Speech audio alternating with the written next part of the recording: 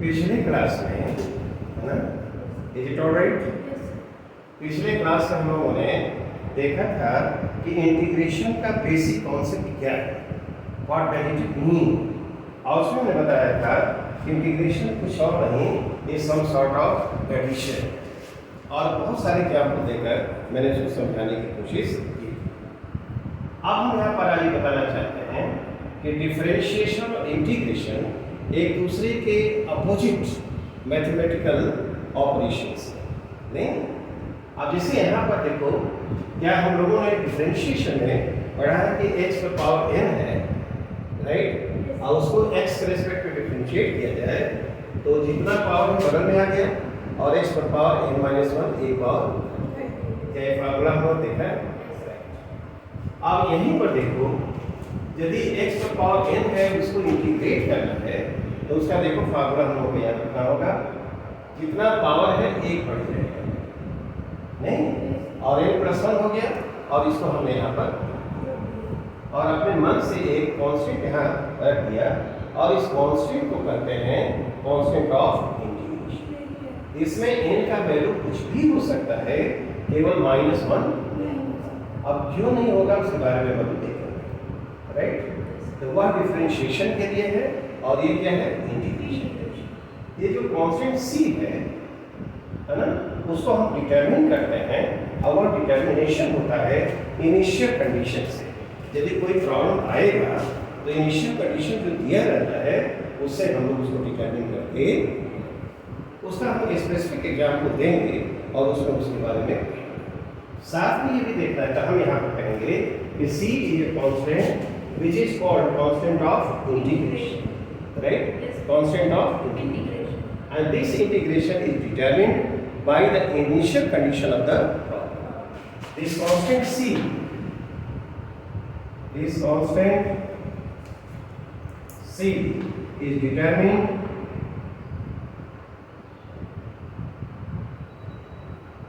by the initial conditions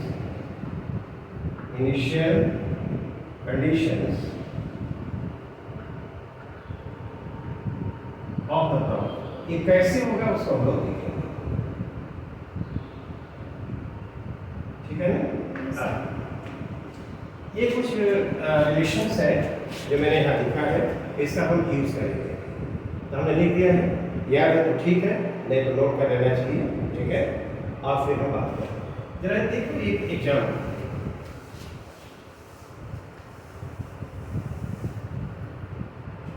पहला जिसे बताओ तो इंटीग्रेशन x पर पावर 2 dx नहीं, क्या इंटीग्रेशन होगा, वहां फार्मूला लिखा है, x पर पावर n की जगह क्या है 2, तो ये क्या होना चाहिए 3 हो जाएगा ना, नहीं 1 हमने ऐड किया तो 2 + 1 3 हो गया, और जितना पावर जितना हमने प्लस क्या किया आपने बात सेलेक्ट करना। देखो तो क्या हुआ, जो हमने लिखा है फार्मूला ये है। सपोज करो इंटीग्रेशन x -2 और dx नेगेटिव, आप क्या करेंगे, x पर पावर कितना लिखना चाहिए -2 + 1 / -2 + क्यों n की जगह -2, तो ये कितना हो जाएगा, आप प्लस c अपने मन से रख देना है, कांस्टेंट ऑफ इंटीग्रेशन। बोलो तो x पर पावर कितना होगा -1, और नीचे क्या आएगा -1 + c वाला, क्यों, तो क्या इसको हम लोग -1/x लिख सकते हैं, और प्लस क्यों, ऐसा हो सकता है क्या, ऐसे इसको लिखा जा सकता है, क्लियर है, राइट। अब इसे एक एग्जांपल और सर n = -1 तो नहीं हो सकता ना, कहाँ नहीं, वो नहीं होगा तो लिखा है, वो तो देखो लिखा है n जो होगा वो -1 नहीं हो सकता, क्यों नहीं हो सकता है उसको भी बताएंगे, लॉग वाला डिफरेंशिएशन उसमें रहेगा, ठीक है ना। अच्छा एक एग्जांपल और सपोज करो ये हमने लिया इंटीग्रेशन x⁻½ और dx, बताओ तो x n की जगह क्या है? हाफ है। हाफ है। n की जगह हाफ है, तो बताओ तो इसका क्या होना चाहिए? हाफ और 1 जुड़ जाएगा ना? यस। अच्छा, नीचे क्या होगा? हाफ हाफ प्लस 1 होगा, है? Yes. अब प्लस क्या लिखेंगे? c, सी। राइट? यस। तो ये क्या हो जाएगा? x पावर कितना? 3/2 अब बाई 3/2 क्यों? यस। अब प्लस c, तो हमको क्या लिखना चाहिए? 2/3 नहीं, और x रेज टू पावर 3/2 अब प्लस c क्यों? कैसा नहीं होगा? यस। जो लिखा है फार्मूला वहां पर देखो तो यस। कैसा है? यस। ठीक, बेटा इसको इनडेफिनिट इंटीग्रेशन, इसको क्या कहते हैं? इनडेफिनिट। x कहां से कहां तक वेरी करेगा ये हमको पता नहीं। अच्छा ये बताओ तो d dx है और sin x है, इसको डिफरेंशिएट कर तो क्या होगा? cos x होगा ना? Yes cos x। नहीं, यस। sin x है और x के रिस्पेक्ट में डिफरेंशिएट करो तो क्या होगा? Cos x। cos x होगा। अच्छा बताओ तो if ये cos x और dx अब इसको इंटीग्रेट करना है तो ये क्या है? Minus sin x। नो, अब देखो ये cos x है यस। तो इसका इंटीग्रेशन जो होगा वो sin x है, यस। ये sin x होना चाहिए, है ना? sin x प्लस c, देखो अब ये करना पड़ेगा। यस। देखा ये इंटीग्रेशन में लिखा है, इंटीग्रेशन cos x, आप देखो तो इसको डिफरेंशिएट करो तो वो आ जाएगा, इसको डिफरेंशिएट करो तो c को डिफरेंशिएट करो तो क्या होगा? 0, और sin x को डिफरेंशिएट करोगे तो क्या होगा? cos x क्या? नहीं, यस। ये cos x लिखते हैं हम, देखो ये cos x दिया है ना, यस। इसका है, और इसको डिफरेंशिएट करो तो क्या है? Minus sin x। Minus sin x हमने लिखा है यहाँ पर, sin x को ये कर दिया यस। नहीं, d dx sin x और cos x लिखा है, ठीक है ना? और इसको डिफरेंशिएट करेंगे तो वो इंटीग्रेट करेंगे तो वो आना चाहिए, तो cos x और dx, अब इसको करो तो क्या होगा? sin x plus अरे इसको इंटीग्रेट करना है तो ये आना चाहिए ना? Yes sir. हाँ, तो ये देखो तो अब इसको करोगे तो इंटीग्रेट करो तो sin x आया कि नहीं है? इसको डिफरेंशिएट करो तो इसको डिफरेंशिएट कर तो ये आना चाहिए, ये जैसे sin x प्लस c लिखा है तो इसको डिफरेंशिएट करो तो ये आना चाहिए ना? Yes sir. तो इसको c को डिफरेंशिएट 0 होगा, sin x को डिफरेंशिएट करोगे तो क्या होगा? cos x। क्या? Yes sir. ठीक उल्टा होगा ये। अच्छा ये बताओ तो यहाँ पर ये देखो, तीसरा ये बोलो तो d dx, आप बोलो ये देखो cos x है, बोलो तो इसका क्या होगा? डिफरेंशिएट करना है। हाँ माइनस sin x। हाँ, माइनस sin x हुआ ना? यस। अच्छा अब इंटीग्रेट करो तो, इंटीग्रेट करो, अब इसको इंटीग्रेट करना है नहीं, यस सर। sin x है और dx बोलो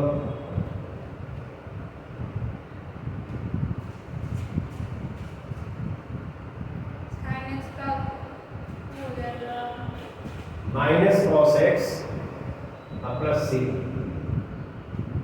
माइनस cos x प्लस ये सब याद करना पड़ेगा। देखो इसको डिफरेंशिएट करो, Zero। 0, अब cos x को डिफरेंशिएट करोगे तो क्या होगा? sin माइनस sin x और minus plus yes sin x हो गया, यस सर। है? तो याद रखो ये जो सब अलग अलग आएगा, अलग अलग आएगा। अच्छा ये बताओ तो ये फार्मूला है तरीके, आप देखो कैसे अपोजिट की तरफ से समझते हैं, देखो कैसे हम इसको जो दिखा रहे हैं यहाँ पर देखो, इसको समझने के लिए यहाँ पर ऐसे चलते हैं, एक पार्टिकल है ये मूव कर रहा है along x एक्सिस, ठीक है ना? A particle is moving. A particle is moving along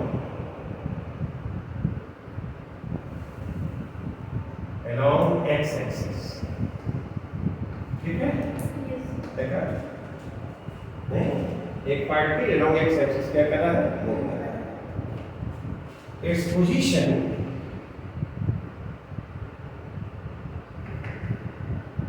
varies with time.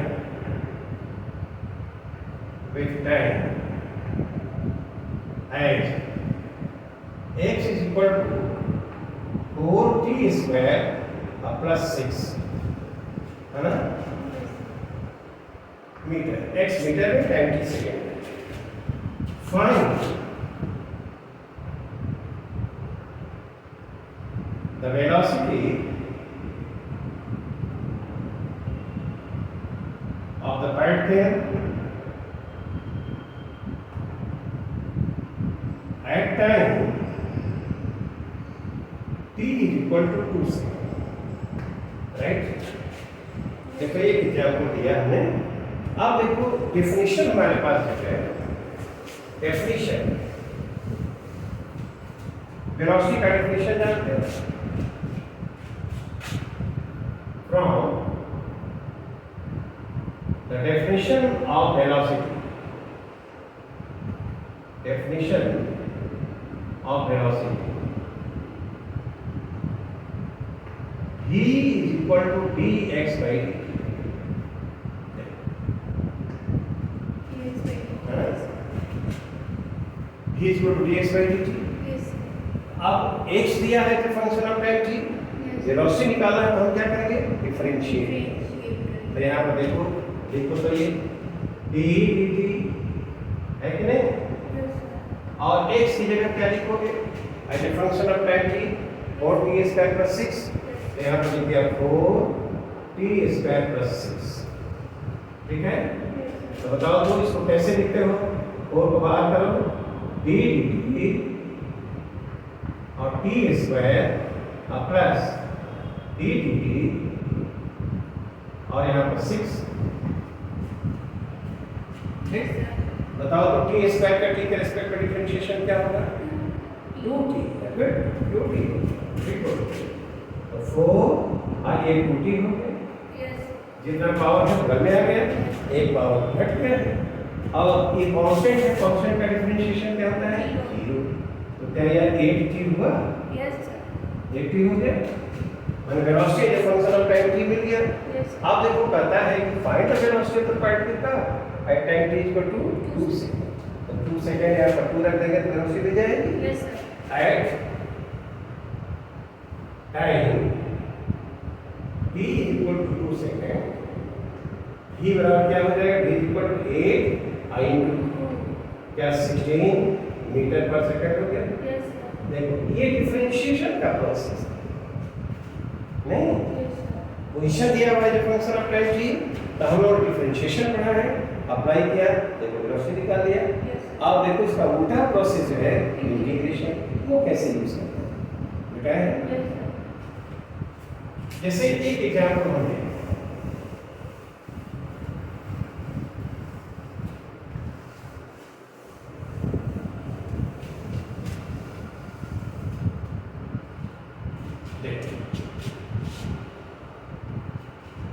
ठीक उसी तरह से ये एग्जाम्पल दे रहा है. याद है, a particle is moving along x-axis. A particle is moving along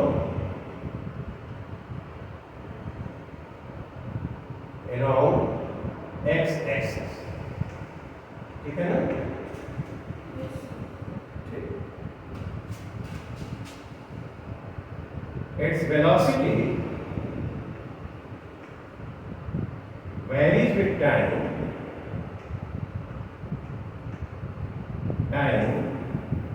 as v is equal to 2t metre पर सेकंड. ध्यान से देखो इसको, है ना? Yes, sir. find the position of the particle. Find the position of the particle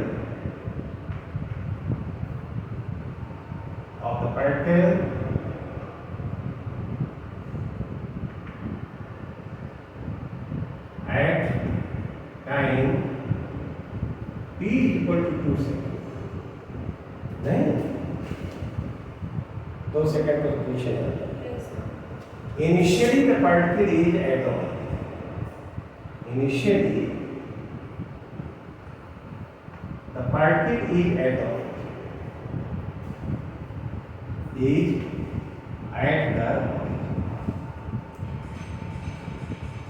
अब इसको जरा देखो. अब हमको किस प्रोसेस में जाना है बताओ. तो ही दिया है टी के फंक्शन के रूप में. अब उसको जब सोचना है तो बताओ. तो ही is equal to dx by dt होता है. Yes, sir. dx by PT. तो dx इक्वल टू क्या होगा ही. देख सकते हो ना. Yes, sir. नहीं अब इसको इंटीग्रेट करो. ही कितना दिया हुआ है बताओ. 2T. 2t दिया है. इंटीग्रेटिंग दिस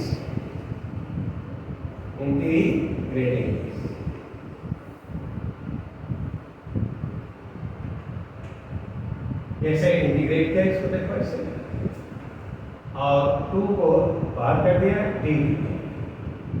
ठीक है ना. पोजीशन दिया था function of time t. Differentiate किया तो वेलोसिटी आई. अब वेलोसिटी दिया है फंक्शन ऑफ टाइम t.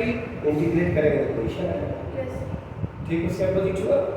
आप देखो तो अब dx में इंटीग्रेट करो तो x X. होगा. Yes, sir. इसको x. आप बताओ तो इसका क्या होगा.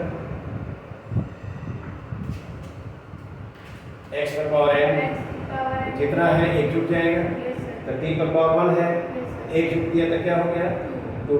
अब उतना ही नीचे रखेंगे तो t square by 2. Yes, sir. तो ये हो गया t स्क्वायर बाई 2.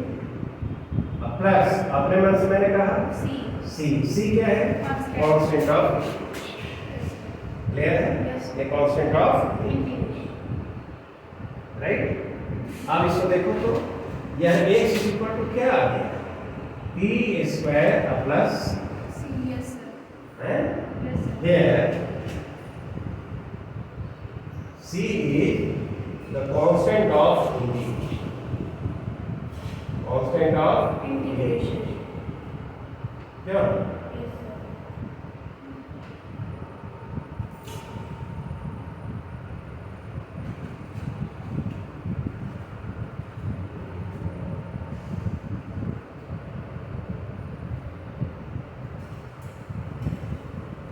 ठीक है.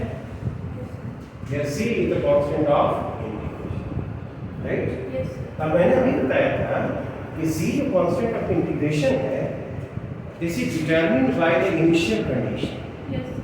Initial condition. तो इसमें इनिशियल कंडीशन क्या है हमारे पास. देखो यहाँ लिखा है at initially the particle is at the origin. Origin, yes. ये इनिशियल कंडीशन है. जब t 0 है तो x 0 है. जब पार्टिकल ऑरिजिन पर होगा Yes. तो x 0 होगा ना. Yes, sir. तो कह रहा है initially the particle is at the origin. t 0 पर इनिशियली का मतलब at time t is equal to 0 the particle is at the origin. इसका x क्या होगा 0. This is initial condition. और इस कंडीशन से हम c को डिटरमिन कर सकते हैं. तब यहाँ पर देखो at t is equal to 0 t is equal to 0 x is equal to 0. then यहाँ t की जगह 0 रखो x 0 रखो तो c क्या है 0. 0. इसलिए c is equal to 0. देखो तो c को हमने डिटरमिन किया ना. Yes, sir. कैसे डिटरमिन किया. By the given initial condition. Condition. Initial condition क्या है that time t equal to 0 position x equal to 0 दिया गया. Yes, sir. मैंने उसमें प्रॉमिस किया था Yes. कि जो c है एक कांस्टेंट ऑफ इंटीग्रेशन कहलाता है और उसका डिटरमिनेशन हम कैसे करते हैं by the initial condition given in the problem. Yes, sir. Right. देखो इस प्रॉब्लम में दिया है हमने डिटरमिन कर दिया. ठीक. तो इसलिए अब बताओ तो x कितना आ गया. x इज इक्वल टू क्या t ये स्क्वायर आ गया नहीं? Yes, sir. अब तुम्हारा प्रॉब्लम पूछा क्या है कि find position of the particle at time t equal to 2 second. X position हुआ Yes, sir. और 2 सेकंड को निकाला तो t का क्या रखोगे 2 सेकंड रख दो हो जाएगा। Yes, sir. F is equal to at t equal to 2 second नहीं x क्या आ जाएगा 4. हाँ 2 का स्क्वायर करो ये 4 दिस इज आंसर। देखो तो इंटीग्रेशन और डिफरेंशिएशन क्या दोनों अपोजिट प्रोसेसेस हैं, मैथमेटिकल ऑपरेशंस हैं। Yes, sir. देखा कि नहीं देखा? पोजीशन दिया था हमने वेलोसिटी निकाला, डिफरेंशिएट किया। वेलोसिटी दिया है, पोजीशन दिया हमने इंटीग्रेट किया। Is it alright? Yes, sir. बेटा इसको देखो एक इसको समझाने के लिए मैंने एग्जांपल इन डिटेल हम लोग करेंगे इसको। अब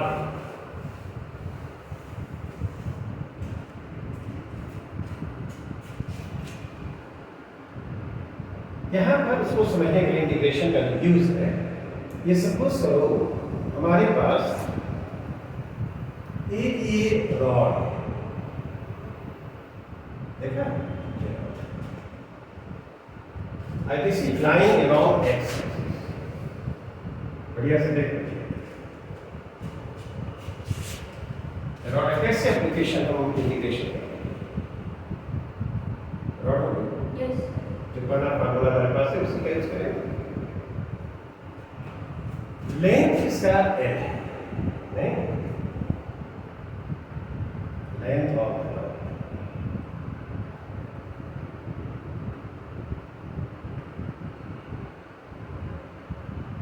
ठीक है। This rod is lying around the x-axis. This rod is lying along x-axis. बढ़िया से देखो x-axis, right? Yes, sir. One end of the rod is at the origin. Of the rod is at the है ना? Yes. ऐसा दिखाई पड़ रहा है। लेंथ इसका l है, this is lying along X axis और one end at the lambda इसका lambda naught x by L ऐसे वैल्यू है।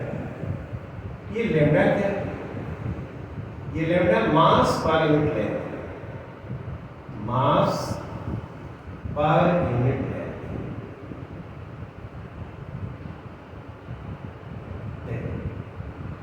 अब एक प्रॉब्लम यदि हम लोग करते हैं तो अच्छे ढंग से समझ सकते हैं कैसे किया जाता है और उसका जो एप्लीकेशन हम लोग पढ़ रहे हैं इंटीग्रेशन का वह क्या है। लैम्डा क्या है? मास पर यूनिट, Length. ठीक है ना। जैसे मान लो कि 10 मीटर का कोई रॉड है और 10 केजी उसका मास है, तो बताओ 1 मीटर का कितना होगा? 1 केजी। 1 kg. Yes, sir. कैसे जाए? मास पर यूनिट रहता है, मास में डिवाइड कर दिया लेंथ से तो जो आएगा वही मास पर यूनिट। लेकिन यह जो लैम्डा है वह x के साथ बदल रहा है, नहीं बदल रहा है। यदि x बदलेगा तो लैम्डा बदलेगा नहीं बदलेगा। Yes, sir. लैम्डा नॉट और l कांस्टेंट है तो x इंक्रीज कर रहा है तो ये लैम्डा भी इंक्रीज करेगा. Yes, sir. चेंज कर रहा है। तो ये जो मास पर लेंथ है वह कांस्टेंट नहीं है, that varies with x। X. तो पूछता है कि बताओ find the mass of the Rod. है ना, we have to find At 24 minutes. we have to find क्या the mass of the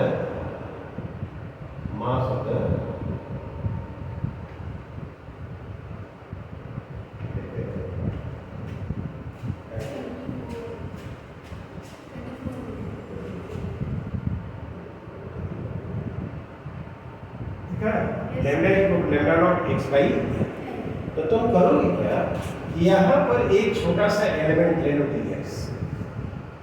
x distance पर तुमने इसका dx एलिमेंट ले लिया। बताओ तो यूनिट लेंथ का मास लैम्डा है तो dx लेंथ का क्या होगा? लैम्डा इनटू dx होगा। Yes. क्या मास of the element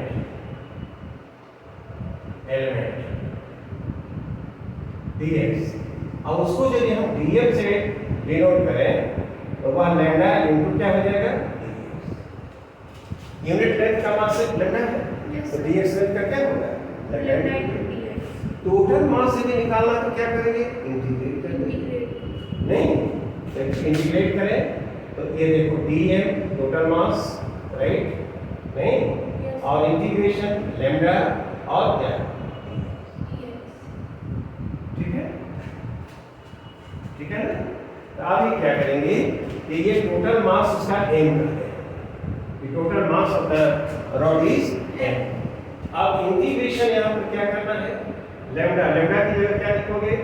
lambda naught x by dx, ठीक है ना? Yes. ऐसे लिखा। हम थोड़ा सा इसमें आगे बढ़ गए हैं। देखो ये जो x है वो वैरी कर रहा है, कहां से कहां तक वैरी कर रहा है?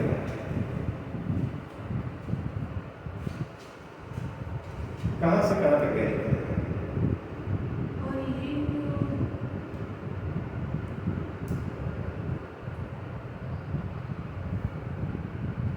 यहां से लेकर यहां तक वैरी कर रहा है। yes. तो a से यहां पर क्या है? 0, 0. और यहां पर x क्या होगा? l। And नहीं, yes. तो वैरी कहां से कहां तक करेगा? 0 से L. Right, Yes. 0 से l। तो हमको ये बता दें कि इसको हम लोग डेफिनेट इंटीग्रेशन कहते हैं, इसको कहते हैं लोअर लिमिट और इसको कहते हैं Upper अपर। limit. देखने का तरीका ये है, बहुत सिंपल है, लेकिन थोड़ा और एग्जांपल मुझे देना चाहिए था। ऐसे लिख देते हैं, बताओ तो x dx इंटीग्रेट करोगे तो क्या होगा? x का पावर 1 है, Yes. sir. तो एक बढ़ेगा Yes, sir. तो x स्क्वायर, और जितना होगा रख देंगे नीचे, X square. तो क्या x स्क्वायर बाई 2 होगा? Yes. x square by, bracket को बंद कर दो। नहीं, Yes. इस पर चर्चा फिर हम करेंगे।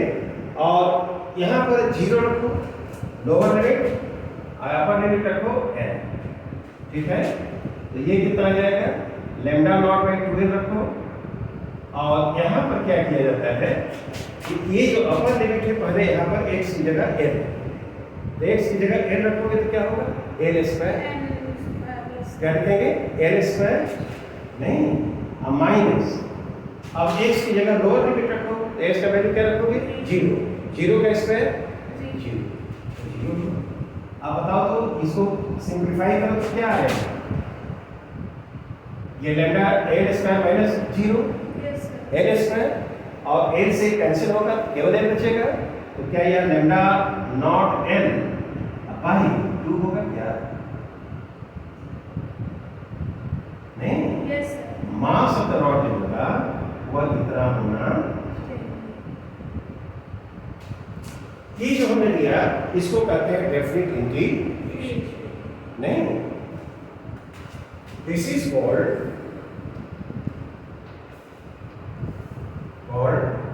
Definite integration.